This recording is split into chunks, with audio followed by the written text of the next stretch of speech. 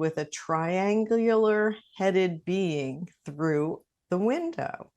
Was this Bashar's ship or something else? Something else. We will not go into details at this time. Okay.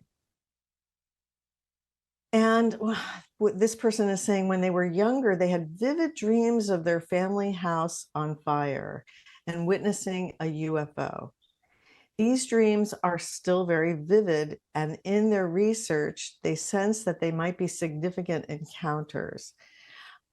They're saying that they know they've been in contact with ETs, and they feel close to remembering, perhaps even Bashar himself, which is one reason they feel such a strong pull to join this transmission. Any insights you might provide that would be helpful in this situation? This is indicative of communication with hybrid beings in the dream state, in the altered reality state.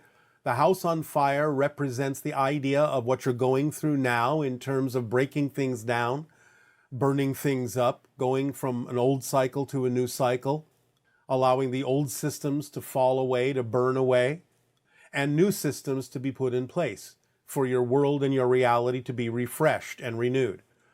So the idea is that you are going through this transition. Sometimes it will be represented in a negative way, such as the burning of a house, but nevertheless, it is representative of a clearing, of a letting go of an old way, burning the old ideas out and allowing new ones to come in. So, the idea is of a clearing and a preparation and a laying a foundation for a new structure, a new reality to take place in which contact can occur more easily. That is the communication that was given symbolically. Nice. This person is saying in LA, her son and she spotted two silent triangular shapes with distinct circles in each corner, flying in the night sky from their hot tub. A friend's photo of a similar craft later led me to Bashar, raising questions about the origins of what they saw.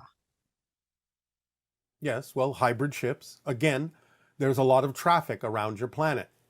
When you expand your consciousness, especially in a relaxed state, such as you achieved in your hot tub, a meditative state, your senses can then become more keenly aware of things that are going on around you that might have been invisible to you before until you allowed your vibration to raise by being in a more meditative state, which then gave you the ability to see some of the traffic that is moving around your planet all the time, especially the hybrid ships, since they are very close to the vibration of open contact, since it is the hybrid children that will be coming to live among you. Okay, and here's another one. This person says, I had a fascinating flying vehicle encounter in October of 2023 in New York City. It happened around 7 a.m. in Manhattan, near the 14th Street Union Square area.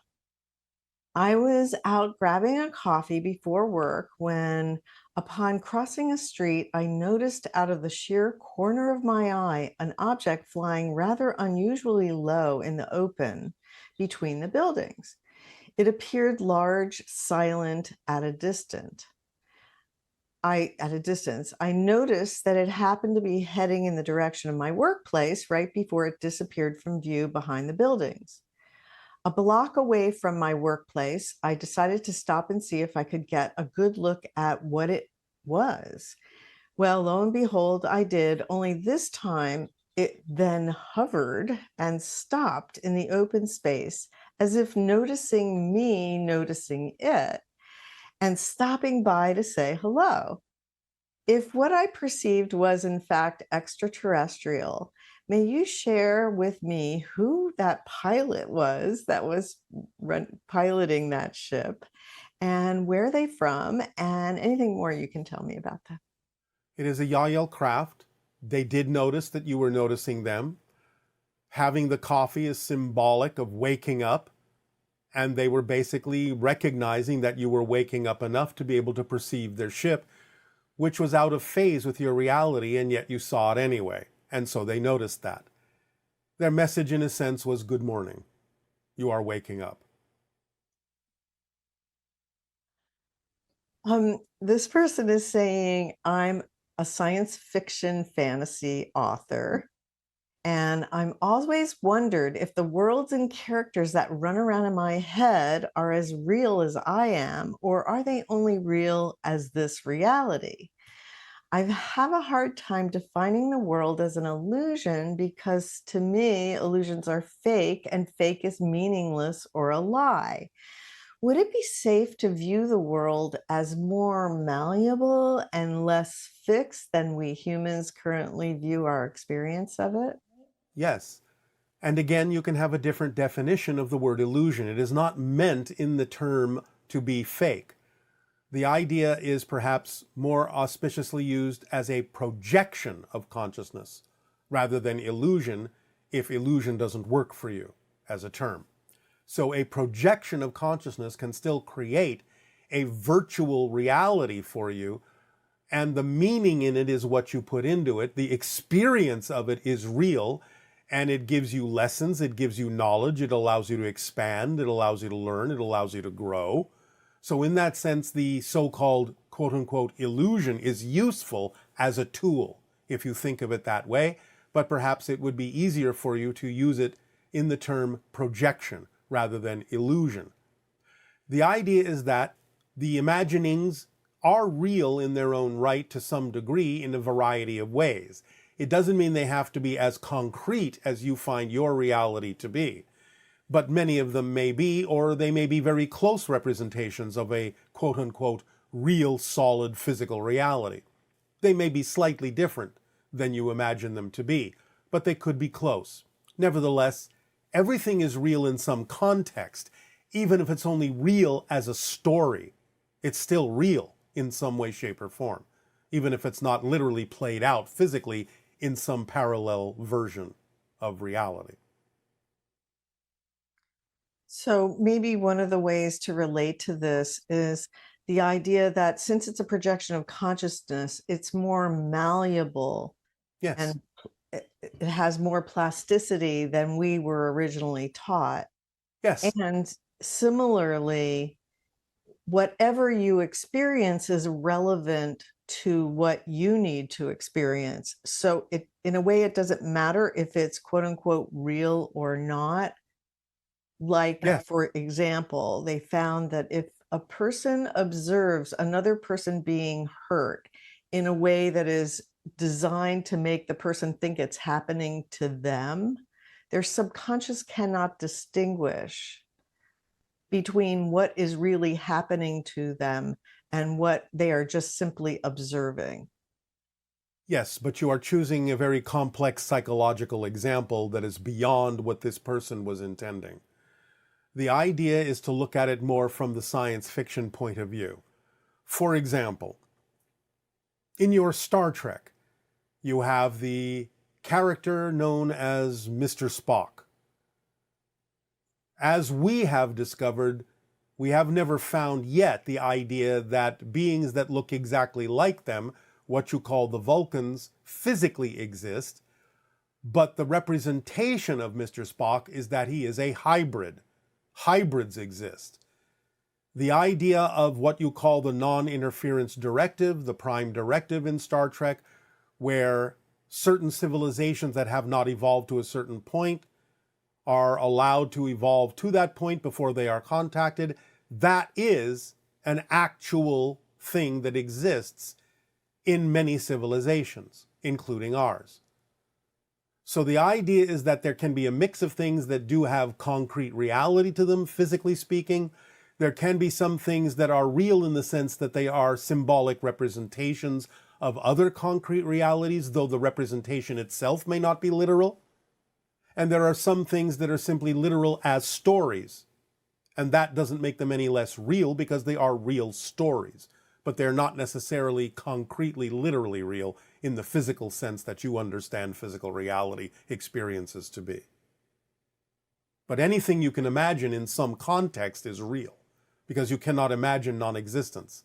You just have to be able to discern the context of the thing that you're talking about to know the difference between something that exists as an actual concrete physical reality and something that exists as an idea that's still real as an idea, but is not necessarily concretely literal.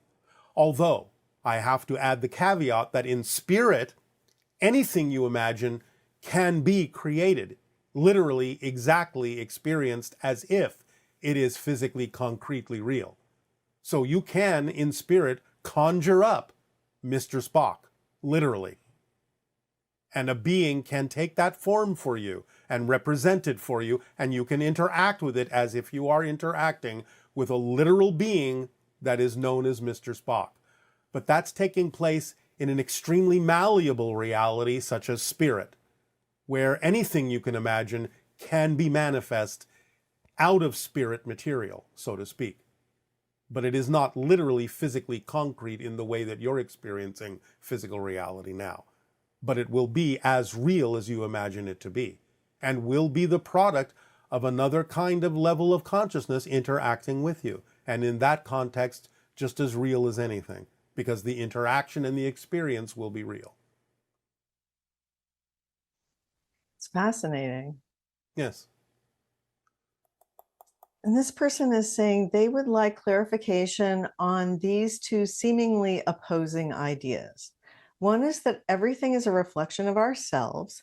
And two, I hear you say sometimes to not take people's reflections personally because it has nothing to do with you. And it's just a part of their own journey. Can you clarify that? Yes. Remember that you are experiencing your version of other beings. It doesn't mean they're not real. It's just that you're creating your simulational representational image of them and interacting with that. So what you are interacting with is your creation, but that doesn't mean you've created the actual being, the actual consciousness.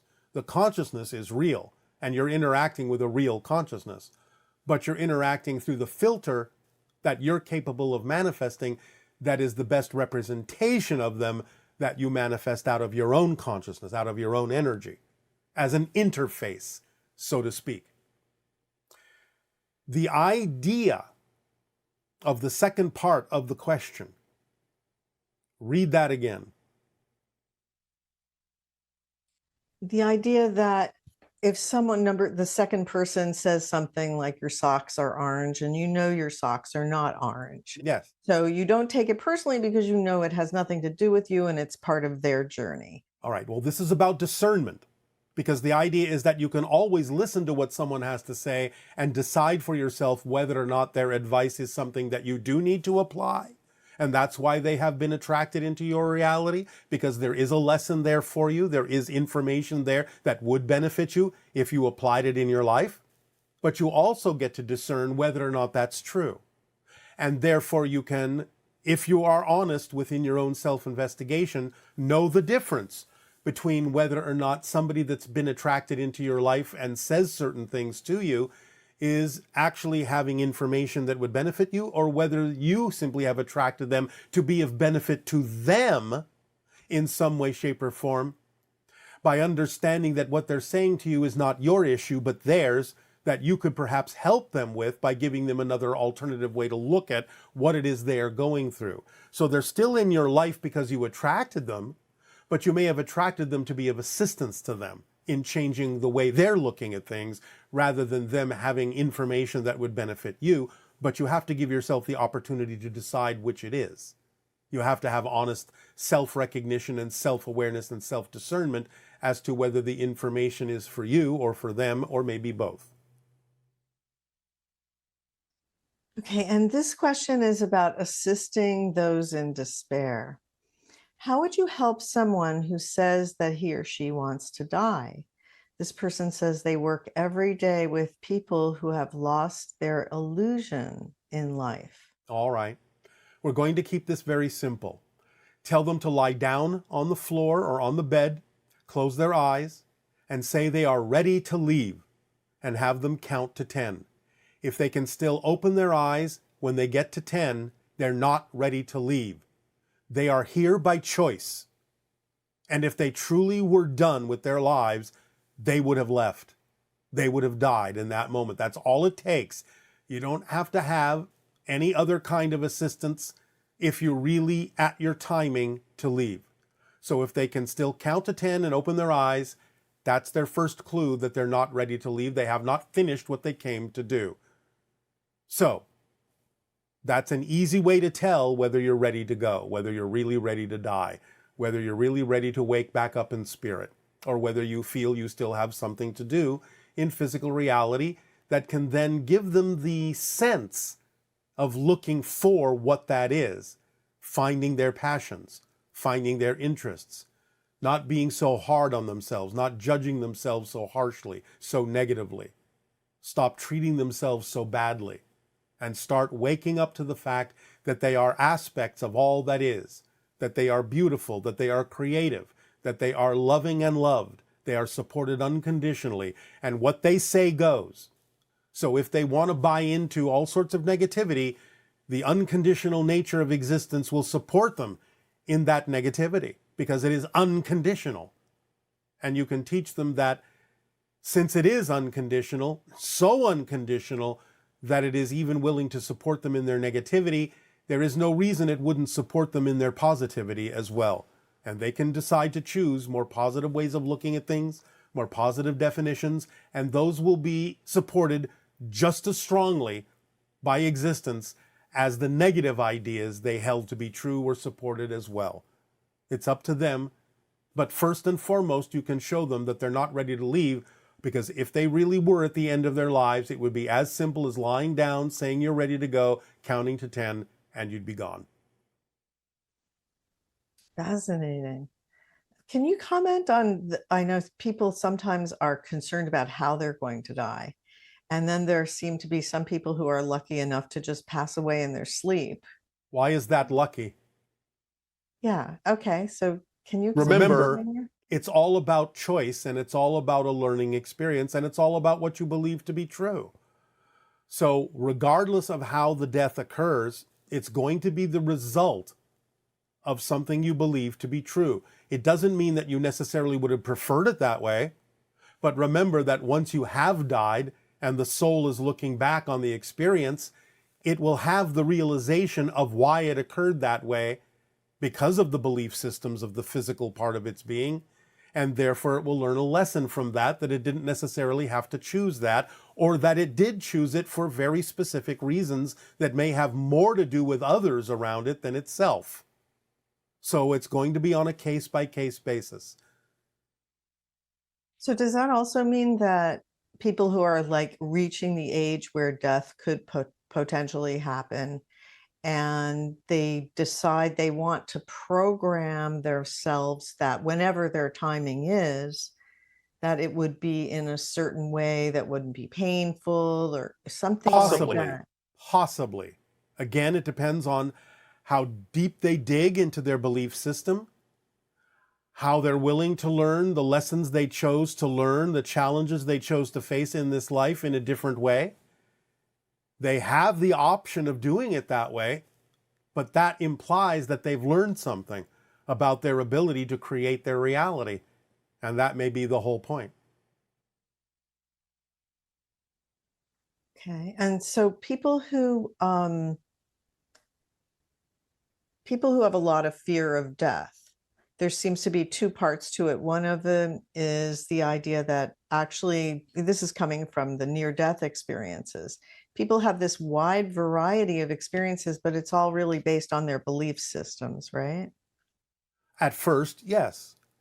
But again, initially, when the belief system manifests when they are non-physical, they still get the opportunity to decide whether or not they prefer to continue to experience that or change it. And again, in non-physical reality, if they decide to change it, the change will happen instantly with no time lag. So they will learn immediately that it was the product of their belief system as to what they experienced upon the moment of their death. And yet a lot of people, when they come back from a near-death experience, they don't seem to understand that. They're just convinced that the way that they experienced it is the way that it happens or something, or that it validates what they believe about reality. Again, this may be true for some people, but many more people are beginning to learn the malleability of the experience in the near-death experience, what is common and what is not, and what is personal and what is general. They are beginning to learn. Again, like anything, you need to have a large amount of data to sift through to understand where the personal aspects are and where the collective aspects are that are common to most.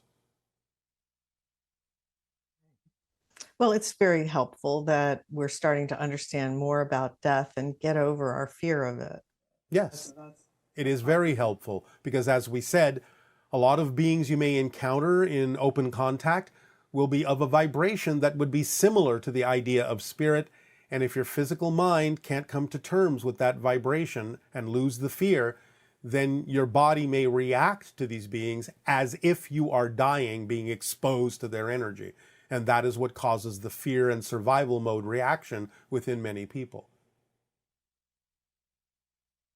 So that's very helpful. Yes. Um, Now, this person is talking about having an obsession with money. And they say that sometimes they get obsessed with the idea of money and focusing on getting more. This preoccupation creates confusion about their true passion, All which right, is also stop. We are going to once again remind you that we have addressed this by expanding your definitions of abundance and not focusing only on money as the only symbolic representation you have of exchange and abundance and support on your planet. We will simply refer this person to what we have already said about it, and we will move on from here. okay. And this person is talking about they were following their excitement at the end of last year and went on a sabbatical trip to Thailand and Bali for 3 months. They tried to cut out contact with the old reality as much as they could by following their excitement, which led them to an amazing journey of self discovery and multidimensional exploration. Now they're back in their hometown and they're faced with the elements of the old reality that still trigger them. Then they're still reacting the same way, and they have not brought the Bali experience home with them. They have not stayed in that vibration for their own reasons. They need to examine their belief systems to find out what difference they are making between the Bali experience and their hometown that allows them to still react the same old way that they used to, instead of being transformed by the Bali experience and the vibration they were in there and bringing that vibration back to the circumstances in their hometown.